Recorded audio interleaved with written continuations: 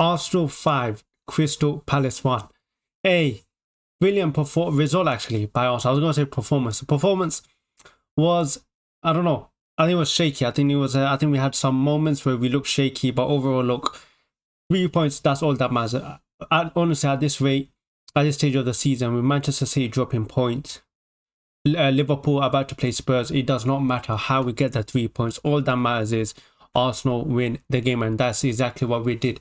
Gabriel Jesus, I was looking at today and I was just thinking to myself, is this the same Gabriel Jesus that's been at Arsenal for the last 2 years? Is this been the same Jesus? Because it looks like we must have, I don't know, done what, but he looks like a completely different Jesus, and I think that's just confidence. I think when confidence happens, when a player is confident, they're just a completely different player. And Jesus today was just so sharp. Something, it's been such a long time since I've said that. Jesus looks so sharp, and you could see glimpses of the Gabriel Jesus that we know. Like Gabriel Jesus, there has been no doubt about his quality. Like you can tell he's a very good player, technically very good.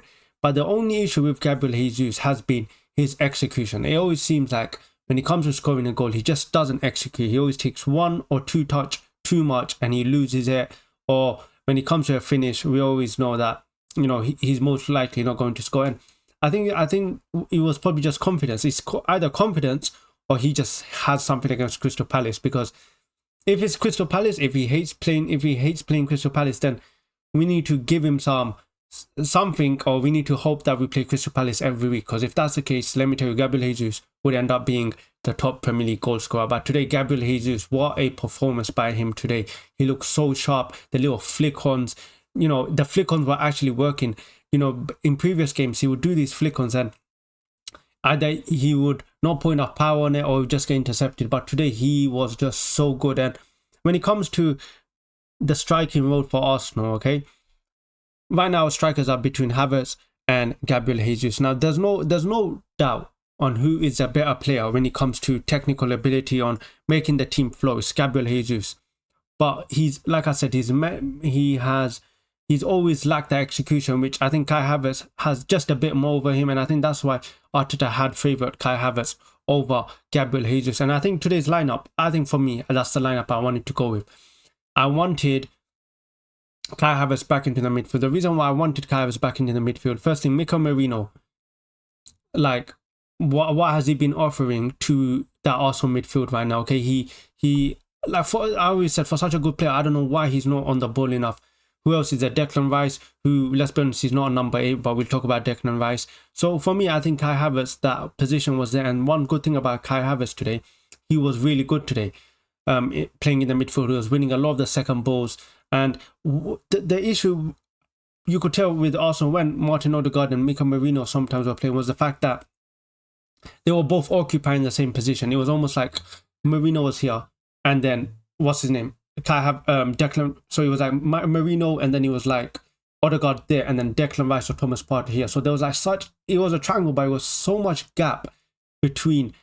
It would be like Declan Rice and Odegaard, or Declan Rice and Merino. But the fact that because we had Havertz playing in, we knew that Havertz wasn't going to be the player to drop in deep and connect play. It was going to be Martin Odegaard, and he almost forced Martin Odegaard to drop deeper than he usually does. And he was able to link up the play really well. Kai Havertz was able to get the second balls, and I think this midfield is a very good midfield because look, Manchester City. When you look at Manchester City, they've been destroying teams for a long time with Rodri in that number 6 position, and Arsenal, we need to be more free.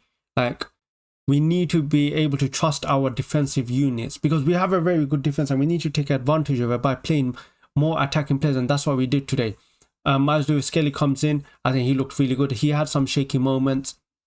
Mateta, this guy was a handful. I was looking at when I was watching Crystal Palace today, I was thinking to myself, how the hell are these guys mid-table? The way they were playing, relegation bout, the way they were playing today, I was so confused. Like, Mateta was causing Gabriel and Saliba headache. That this guy was on them, like giving them trouble. And I was just thinking to myself, how on earth are Crystal Palace in a relegation bout? They should be up there, at least mid-table, the way they were playing. A lot of talented players. And I think the first half we were very shaky. I think for even when we scored those 2 goals, even when we were winning was a 3-1. I still felt that Crystal Palace could get in just because we were so shaky. But second half, I think we secured a bit more. I think we were a bit better on the ball. Declan Rice comes on to the second half, and you know, Declan Rice, what a performance, and he comes on and a brilliant goal as well. And Declan Rice has been getting a lot of criticism for some reason, which I really don't understand. He's a brilliant player, and I don't know why he's getting a lot of criticism. But yeah, I think second half was much better than the first half, and overall, look, our quality did show. I think in a lot of games, it's actually been the opposite. But yeah, look, very, very good result at the end. 3 points is all that matters, and hopefully we go on a run. Hopefully we build on it. But the biggest loss tonight was Saka injured. Now, when Saka came off injured, you could tell straight away when he pulled up, he was on the floor, and you could tell that he was trying to say something like, I'm done, or something like that. And it's a very big worry, because without Saka, Arsenal's attack is a big concern, because someone needs to step up. Maybe Gabriel Jesus is stepping up at the right moment, because with Saka out, it looks like he's definitely going to be missing at least a few weeks. It looks like a hamstring injury. Now, I don't know how serious it is, but with so many games coming up, it could be a big miss. And also with this season, we've just had such bad luck when it comes to injuries.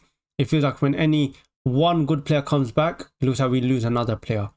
When Odegaard and Saka comes back, we go lose Ben White, and now Jesus comes into form, and it looks like we've now lost Saka, and if someone has to step up. I was a bit of a fan of the of Martinelli on the right wing. I think one thing he's able to do is he's able to beat his man and put a cross in, and I think that did help him today. I think he just made a game a bit more simple. But all I know is with Saka out, someone needs to step up, because I don't know, man. That is just such a big miss. That is such a big miss. The minute they put the camera on his face, I was like, he's done. He's coming off the pitch. And I'm just so sad, because he's such a top player. And you could tell when we don't have him, you could tell how much we miss him. I think he's one of those players that you literally take for granted.